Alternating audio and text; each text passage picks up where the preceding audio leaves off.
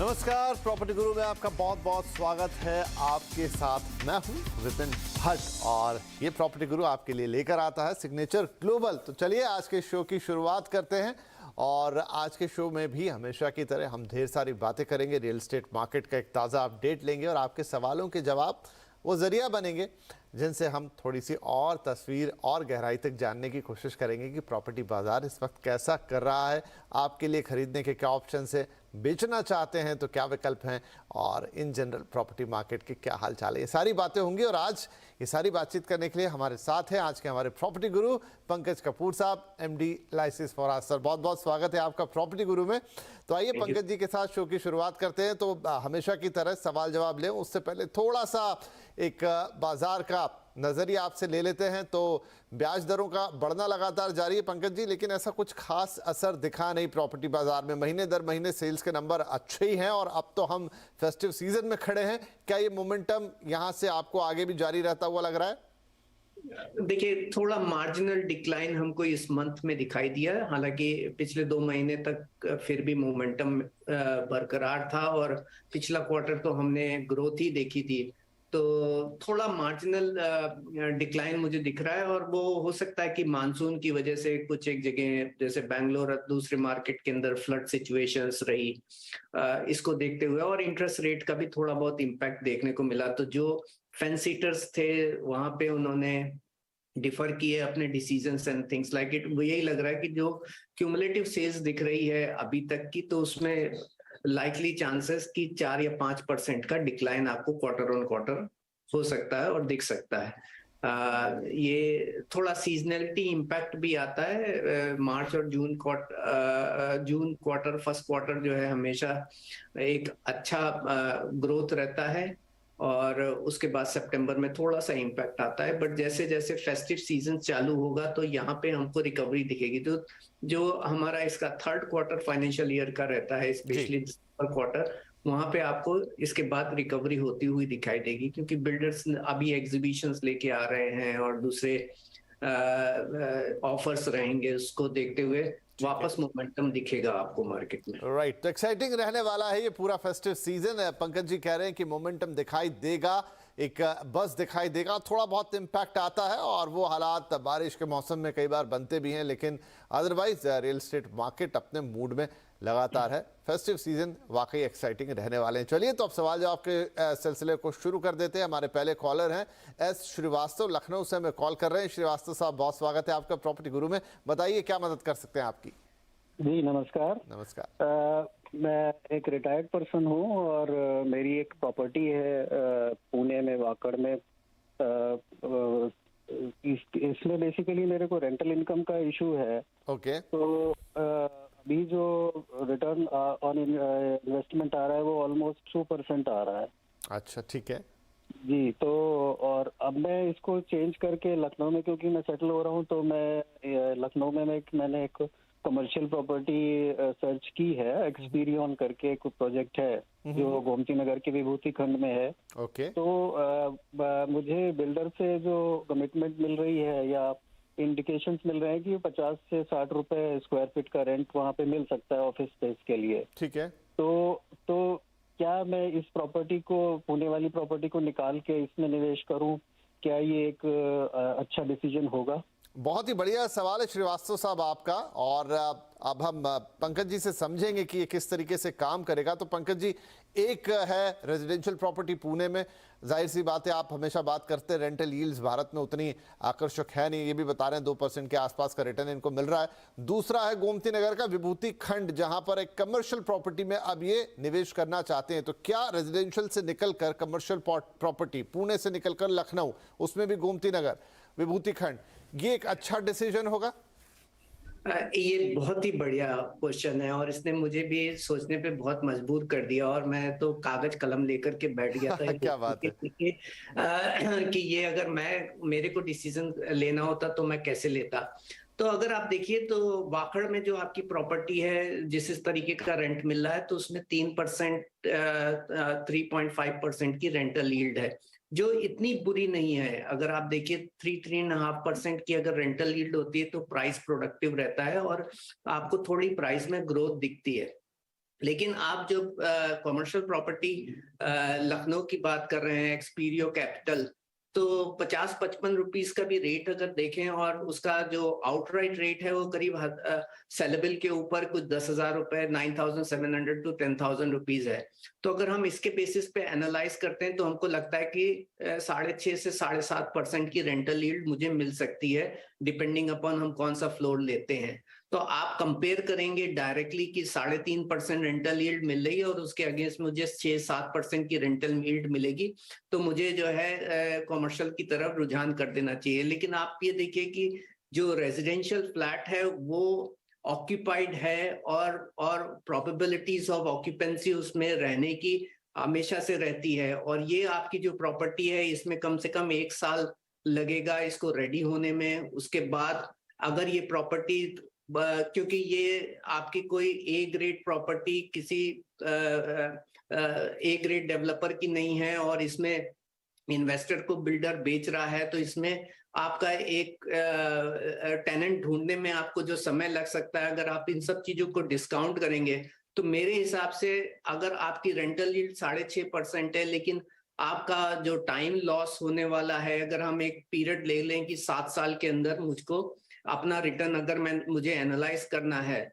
तो मुझे ये लगता है कि आपको 6.5% का रेंटल यील्ड दिख रहा है या 7% का रेंटल यील्ड दिख रहा है, लेकिन इसके अंदर इसको लिए टेनेंट ढूंढना, इसके प्रॉपर्टी के रेडी हो जाने का तक वेट करना और उसके बेसिस पे आपका जो रेंटल लॉस होने वाला है, और दूसरा मैक्रो इकोनॉमिक एनवायरनमेंट जिस तरीके से चल रहा है, अगर क्योंकि अगर ग्लोबल मार्केट पे इम्पैक्ट होता है, वर्क फ्रॉम होम सिनेरियो जो इस तरीके का आया है, तो कमर्शियल मार्केट अभी भी रिकवरी के फेज के ऊपर है, पूरी तरह रिकवरी नहीं हुई है। तो मैं ये कहूंगा कि आप वेट कीजिए, हो सकता है कि प्रॉपर्टी जब रेडी हो जाए तब आप इसमें निवेश कीजिए, और आपके पास टेनेंट है तब निवेश कीजिए। अभी आपको दिखने में लगता है कि 6.5% का रेंटल यील्ड है, लेकिन आप अगर टाइम लॉस और उसके बेसिस पे आपका जो रेंट लॉस है उसकी प्रोबेबिलिटी की एनालिसिस करेंगे तो आपको लगेगा कि आप यहाँ पे जाके फंस सकते हैं। और यही कारण है कि रेजिडेंशियल में ऑप्टिमम रेंटल यील्ड जो मैं बोलता हूँ 5.5% है, कॉमर्शियल में ऑप्टिमम रेंटल यील्ड 10 से 11% पकड़नी चाहिए। 6.5% यही बताता है कि ये आज भी अनप्रोडक्टिव है कॉमर्शियल के पॉइंट ऑफ व्यू से, बट आपके रिलेटिव कन्वीनियंस है कि क्योंकि आप लखनऊ शिफ्ट हो रहे हैं, हो सकता है आपके लिए इसको मैनेज करना बेटर रहेगा। लेकिन मैं तब भी एडवाइस ये करूंगा कि आप वेट कीजिए, ये प्रॉपर्टी रेडी हो जाए और आपको लीज प्रॉपर्टी मिल जाए, आप किसी इन्वेस्टर्स को से इसको रीसेल पे खरीद सकते हैं। लेकिन आप इस तरीके की रेंटल यील्ड देख करके जंप ना करें, क्योंकि आप अगर जो समय का लॉस है उसको अगर उसका इम्पैक्ट आप वैल्यू करेंगे तो आपको लगेगा कि आपका जो आज का घर है उसकी rental yield along with that जो कैपिटल एप्रिसिएशन की प्रोबेबिलिटी ज्यादा बेटर है। क्या बात है, इससे बेहतर आंसर शायद इस सवाल का हो नहीं सकता था। तो श्रीवास्तव जी, आई होप कि आपको आपके सवाल का हर एंगल से जवाब मिल गया होगा, और सिर्फ श्रीवास्तव जी नहीं, तमाम ऐसे लोग जो इस तरह का कुछ सोच रहे हैं। क्योंकि अक्सर जब हम बाहर से देखते हैं तो एक commercial property in terms of rental yield हमको ज़्यादा आकर्षक नज़र आती है, लेकिन क्या कंडीशन है, कौन सी जगह है, प्रॉपर्टी का लोकेशन क्या है, किस बिल्डर का है, टाइम गैप कितना है, ये तमाम वो छोटे छोटे फैक्टर्स होते हैं जिन्हें आपको कैलकुलेट करना ज़रूरी होता है। क्योंकि सिर्फ rental yield to yield compare करने में कई बार हम गलती कर सकते हैं।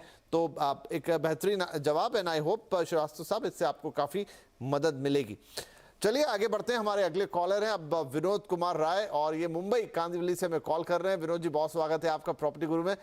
बताइए क्या पूछेंगे।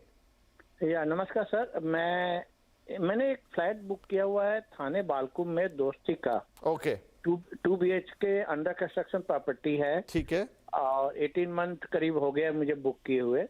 कंस्ट्रक्शन का शेड्यूल तो जो भी उन्होंने दिया था अभी तक सही चल रहा है। मुझे पंकज जी से जस्ट जानना है कि इस प्रोजेक्ट का फ्यूचर क्या है। मतलब ये प्योरली मैंने इन्वेस्टमेंट पर्पज से किया था कि अगले 5 साल में इस प्रोजेक्ट का क्या स्कोप होगा। ठीक है, और कितना खर्च किया आपने इसके ऊपर? 1 करोड़ 93 के आसपास किया था सर। ठीक है जी, बहुत बढ़िया। तो ठीक है, दोस्ती बालकुम ठाणे। पंकज जी, अब इन्वेस्टमेंट ऑलरेडी कर चुके हैं, लेकिन अब फ्यूचर प्रोस्पेक्ट जानना चाहते हैं कि क्या ये इनका डिसीजन सही रहा, आगे किस तरह के रिटर्न मिलेंगे?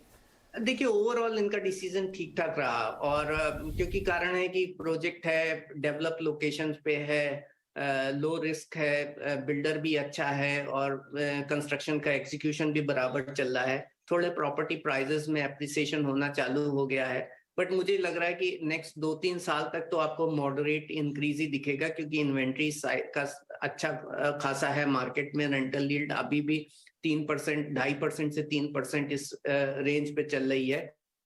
But long term point of view से, depending upon how the macro economic environment change होती है, किस तरीके की डिमांड की सप्लाई होती है, कितना मनी फ्लो मार्केट में आता है, ओवरऑल एस्पेक्ट्स पे उसका इम्पैक्ट आएगा। बट ये एक लार्ज प्रोजेक्ट है, 3000 से ऊपर की यूनिट्स हैं, डिफरेंट स्टेज ऑफ कंस्ट्रक्शन में आपके पास यूनिट पड़ी हुई है। मेरे हिसाब से आप अभी कम से कम 3 से 4 साल तक इसमें इन्वेस्टेड रहें, क्योंकि ये नियरिंग कंप्लीशन पे है, तो उसके बाद आप इसको रेंट के ऊपर भी चढ़ा सकते हैं। और आपको अपेक्षा इतनी नहीं ज्यादा करनी चाहिए कि रेजिडेंशियल प्रॉपर्टीज के अंदर आपको मोर देन 6-7% का कैपिटल एप्रिसिएशन ऑनगोइंग आपको मिलेगा। ये रेंज बाउंड होगा, 6%, 7% के रेंज के ऊपर ही रहेगा। इससे ज्यादा जो पहले होते थे 12%, 15%, 20%, 30% की कैपिटल एप्रिसिएशन, वो एक फेज चला गया। हमारी प्रोडक्शन ड्रिवन इकोनॉमी आ गई है, तो उस तरीके की अपेक्षा करना ठीक नहीं रहेगा। बट ओवरऑल प्रोजेक्ट्स के पॉइंट ऑफ व्यू से मुझे ये अच्छा प्रोजेक्ट्स लगता है, और ये आप इसमें स्टे कर सकते हैं। राइट विनोद जी, तो बढ़िया रहा सब कुछ, बधाइयाँ आपको बहुत बहुत, और ये अच्छा स्टे कीजिए, इसके साथ रुके रहिए, इसमें थोड़ा वक्त बिताइए, और जैसा पंकज जी कह रहे हैं थोड़ा रियलिस्टिक 6-7% इस तरह के आपको रिटर्न कैपिटल मिलते रहेंगे। लेकिन हाँ, वो बूमबास्टिक रिटर्न कैपिटल ऑन कैपिटल शायद अब ना मिले। आई होप ये सारी चीज़ें अब हमारे सभी खरीदार और दर्शक भी समझते हैं। बाकी प्रोजेक्ट में कोई दिक्कत नहीं है, सब कुछ बेहतरीन है। चलिए, इसी के साथ वक्त हुआ। Thank you sir, thank you for calling us, बहुत बहुत शुक्रिया। और इसी के साथ हम ले लेते हैं एक छोटा सा ब्रेक के बाद ऐसे ही कुछ और रोचक सवाल रहेंगे, और ढेर सारी बातें रियल एस्टेट पे जारी रहेंगी।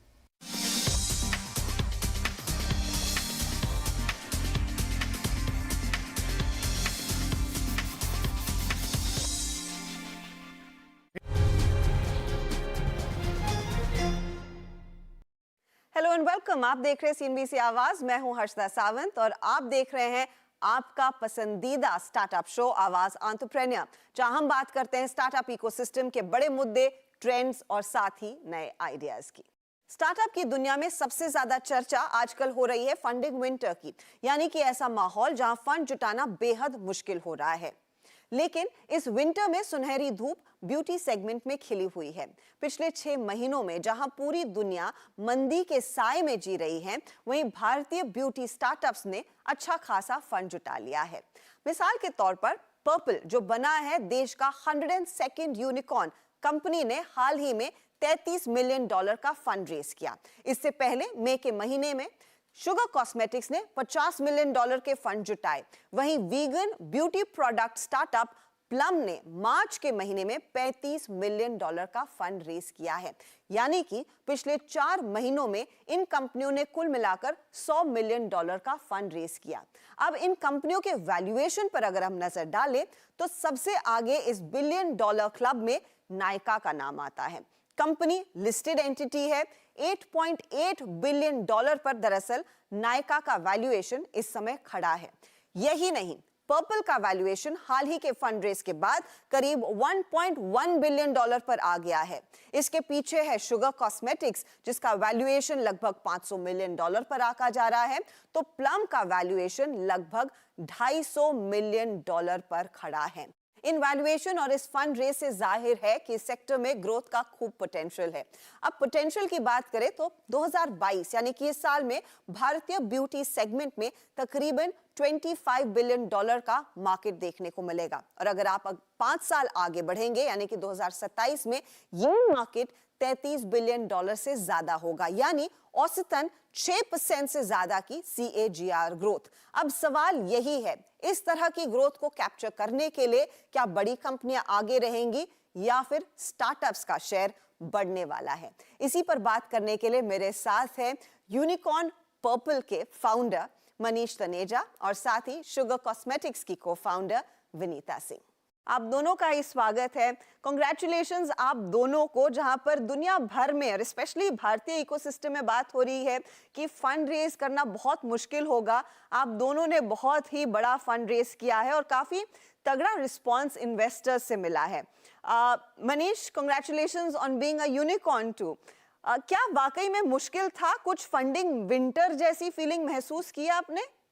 फंड रेजिंग इस साल थोड़ा डिफिकल्ट है कंपेयर टू लास्ट 2-3 इयर्स। हमारे लिए स्पेसिफिकली उतना डिफिकल्ट नहीं था because of the performance of the business. You know, हमारा business almost 100% year on year से बढ़ा है from last year to now. So and बहुत ही अच्छे यूनिट इकोनॉमिक्स के साथ बढ़ा है, तो हमारे लिए उतना डिफिकल्ट नहीं था। बट शायद हमारे लिए और भी आसान होता अगर ये फंडिंग विंटर ना होती तो I agree with you, there is some pull back on the investor side. People are holding back on investing.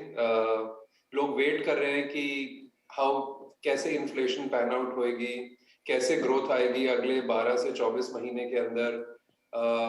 सो थोड़ा सा मैं जरूर मानता हूं कि थोड़ा सा मंदी है कैपिटल मार्केट्स में, जिसके कारण फंडिंग थोड़ा सा स्लो हो रहा है। विनीता, आपके लिए एक्सपीरियंस कैसा था जब आपने फंड रेज किया?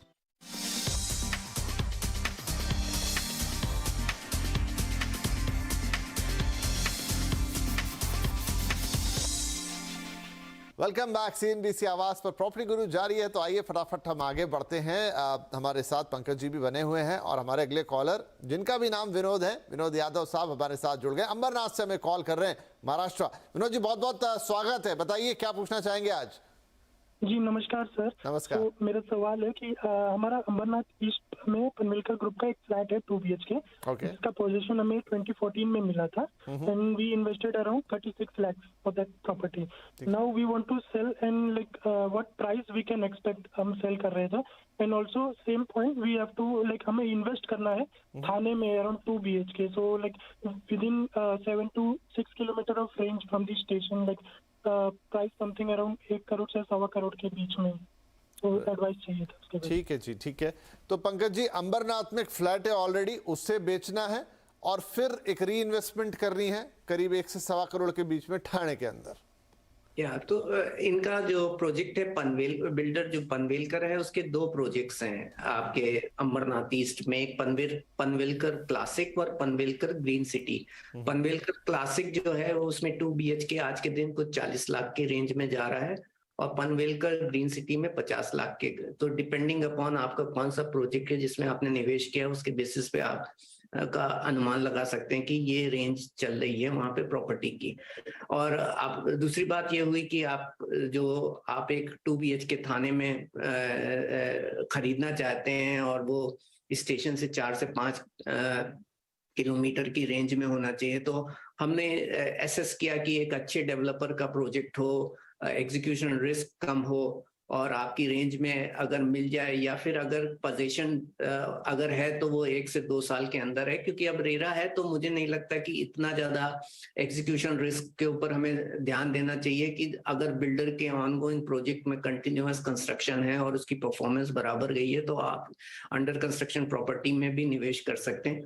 तो इसके लिए हमारे पास 4 प्रोजेक्ट्स हैं जो आपके स्टेशन से 4 से 5 किलोमीटर के डिस्टेंस के अंदर आ जाते हैं। और ये एक्चुअली इसमें एक आपका दोस्ती वेस्ट काउंटी प्रोजेक्ट ही है जिसमें carpet area 590 to 751 square feet का है। ऑल इंक्लूसिव प्राइजेस कुछ 16,500 रुपए के करीब है ये आपको। तो चले इसी के साथ हम ले लेते हैं एक और छोटा सा ब्रेक, लेकिन ब्रेक के बाद बातें जारी रहेंगी।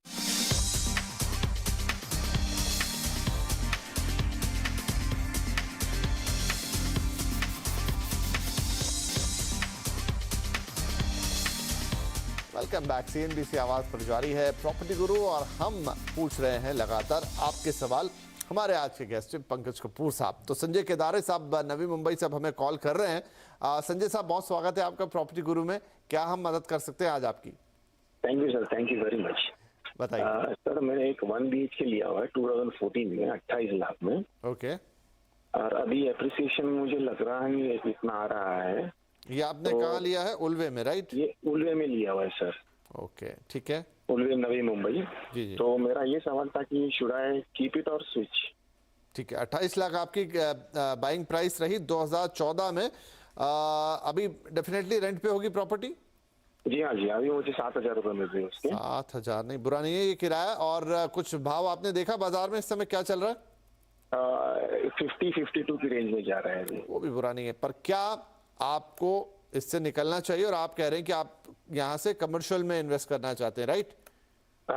ये मैं आपसे जानना चाहता था। क्या करें? ठीक है, अभी थोड़ी देर पहले भी ऐसा एक सवाल रहा, उसका उत्तर भी आपके काम का रहता, लेकिन एक बार फिर से। तो पंकज जी, लगभग उसी लाइन का सवाल है।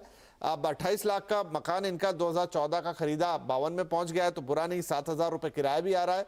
अब ये भी वही पूछ रहे हैं कि क्या बेहतर होगा कि इस घर से निकले और एक कमर्शियल प्रॉपर्टी में इन्वेस्ट कर दें? मैं तो कहूंगा कि ये प्रॉपर्टी होल्ड करनी चाहिए, क्योंकि अभी ट्रांस हार्बर एक रियलिटी बन गया और मेरे हिसाब से जल्दी ही आपको उस पे ट्रैवल होती हुई पब्लिक दिखाई देगी। तो कन्वीनियंस जो आज बढ़ जाएगी। तो जो आज आपको टाउन से अगर आपको नवी मुंबई उल्वे पहुंचने में करीब 1.5 से 2 घंटे लगते हैं, वो आपके टाइम रिड्यूस होकर के 30-35 मिनट्स हो जाएगा। और अगर इस तरीके की ट्रैवल टाइम कन्वीनियंसेस होती है और high and location of island city से अगर इस तरीके की कन्वीनियंस होती है, तो उसका बहुत बड़ा इम्पैक्ट होगा। और सेक्टर 9 उल्वे अगर आप देख लीजिए तो सबसे अच्छा हैबिटेबल लोकेशन है कनेक्टिविटी पॉइंट ऑफ व्यू से। तो मैं कहूंगा कि आप ये जो अपॉर्चुनिटी इमर्ज हो रही है, इस इमर्जिंग अपॉर्चुनिटी का बेनिफिट उठाइए। अभी वेट कीजिए, ट्रांस हार्बर रेडी हो जाए, उसके बाद आप यहाँ से एग्जिट कीजिए। और कॉमर्शियल प्रॉपर्टी बेसिकली आज के दिन जो ना एक अच्छा काफी ज्यादा इस तरीके की इंक्वायरी चल रही है कि लोग बाग बोलते हैं कि कमर्शियल प्रॉपर्टी में निवेश करना चाहिए। और ये मैं दोनों तरफ देख रहा हूँ कि क्योंकि FSI बेनिफिट मिला, तो बहुत सारे बिल्डर्स ने कमर्शियल प्रॉपर्टी लॉन्च कर दी इस पीरियड में। और उसको देखते हुए ब्रोकर्स और बाकी लोगों ने आज कंज्यूमर के पास पहुंच करके ये उसको बेचना चालू कर दिया। और सबकी अपेक्षाएं ऐसे बताई कि रेजिडेंशियल में आपको 3% यील्ड मिलती है और कमर्शियल में 6% मिलती है। But getting a tenant and getting a return in commercial property is much difficult क्योंकि मैक्रो इकोनॉमिक आउटलुक नहीं है। आप रेजिडेंशियल के अंदर आपकी डोमेस्टिक डिमांड ही इतनी ज्यादा है इंडिया के अंदर, हमारे पास हाउसिंग शॉर्टेज है। तो अगर आपकी लोकेशन हैबिटेबल है और प्रॉपर्टी है, तो आपको उसमें एक टेनेंट बड़ी इजीली मिल जाता है। और आप कितनी ज्यादा प्रॉपर्टीज में देख लीजिए जो पुराने वक्त पे कमर्शियल प्रॉपर्टी बनी थी 2000 पिछले एक्सुबरेंस के पीरियड में, और इन निवेशकों को बेची गई, और वो देखिए आज भी अनऑक्यूपाइड पड़ी हैं, कितने सारे इन्वेस्टर उसमें अटके हुए हैं। तो मैं तो ये कहूंगा कि एक FSI रिजिम को और बेनिफिट को देख करके बिल्डर जो बड़ी काफी ज्यादा कमर्शियल प्रॉपर्टीज बना रहे हैं उनको भी थोड़ा सा रियलिटी चेक करना चाहिए। और दूसरा जो है जो कंज्यूमर है उनको भी देखना चाहिए कि भाई आज के दिन हमने कमर्शियल के अंदर उस तरीके की रिकवरी देखी है। हम एक तरफ यूक्रेन वॉर की बात करते हैं, हमको मैक्रो इकोनॉमिक इन्वायरमेंट में जो है वो उसका इम्पैक्ट दिख रहा है। कमर्शियल प्रॉपर्टी में अभी भी रिकवरी नहीं हुई है जिस तरीके की रेजिडेंशियल के अंदर हो गई है। तो मैं कहूँगा कि आप निवेश से थोड़ा दूर रहें। और रेजिडेंशियल आज के दिन अच्छी एक प्रोडक्टिव स्पेस पे है, ग्रोथ है, प्राइस में भी इम्प्रूवमेंट होना चालू हो गया। तो आप अभी वेट कीजिए और होल्ड कीजिए। और कमर्शियल के अंदर आप तभी खरीदिए जब आपको 10 से 11% की कम से कम रेंटल यील्ड मिल रही है और वो आपको रेडी प्रॉपर्टी है और ऑक्यूपाइड है। जी, बहुत ही बढ़िया।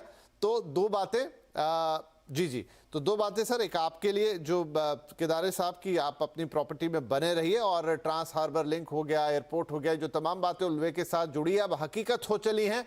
इसलिए अब उनका फायदा उठाने का वक्त है। आपका एप्रिसिएशन आगे और भी बढ़ता दिखाई देगा। और जहां तक बात है कमर्शियल प्रॉपर्टी की, जैसा पंकज जी ने भी कहा, आधी हकीकत आधा फसाना, अचानक से बाजार में कुछ ऐसी चीजें हुई हैं जिसके चलते प्रमोट बहुत ज्यादा हो रही हैं, लेकिन कमर्शियल प्रॉपर्टी को सीधे सीधे रेंटल यील्ड से तुलना करके नहीं देख सकते। बहुत सारे और एस्पेक्ट हैं जो देखने, जानने और समझने पड़ेंगे। और जैसा उन्होंने पूरा एक्सप्लेन किया कि क्या हो रहा है इस वक्त और किस तरीके से प्रॉपर्टी बिहेव करती है, आई होप कि हमारे बहुत सारे दर्शकों के लिए ये एक आई ओपनर रहेगा। बहुत शुक्रिया पंकज सर, आपने वक्त निकाला और आज हमसे इतनी इंपॉर्टेंट और इतनी इन डेप्थ बातें की, और ख़ास तौर पे जो रेजिडेंशियल वर्सेस कमर्शियल इन दिनों मार्केट में चल रहा है उसको हमें और हमारे दर्शकों को इतना अच्छी तरह से एक्सप्लेन किया। बहुत शुक्रिया। तो चलिए इसी के साथ आपसे इजाज़त लेने का वक्त हो गया है, और आप लोगों का भी शुक्रिया, आपने वक्त निकाला और पिछला आधा घंटा हमारे साथ बिताया। बस pg@moneycontrol.com ये मेल आईडी है, इस पर अपने सवाल बेधड़क हमें लिखिए, डिटेल डाल दीजिए, अपना फ़ोन नंबर ज़रूर लिख दीजिए ताकि हम आपसे दोबारा थोड़ा और संपर्क कर पाएँ, कुछ और समझ पाएँ। कोशिश यही रहेगी कि आपकी रियल एस्टेट की कोई भी दुविधा हो, कोई भी सवाल हो, कोई भी हिचक हो, उसको हम अच्छी तरह से आंसर करें ताकि आप ले एक बेहतरीन और इन्फॉर्म्ड डिसीजन। चलिए इस हफ्ते के लिए इतना ही, अगले हफ्ते फिर मुलाकात होगी, तब तक के लिए अपना ध्यान रखिए। नमस्कार।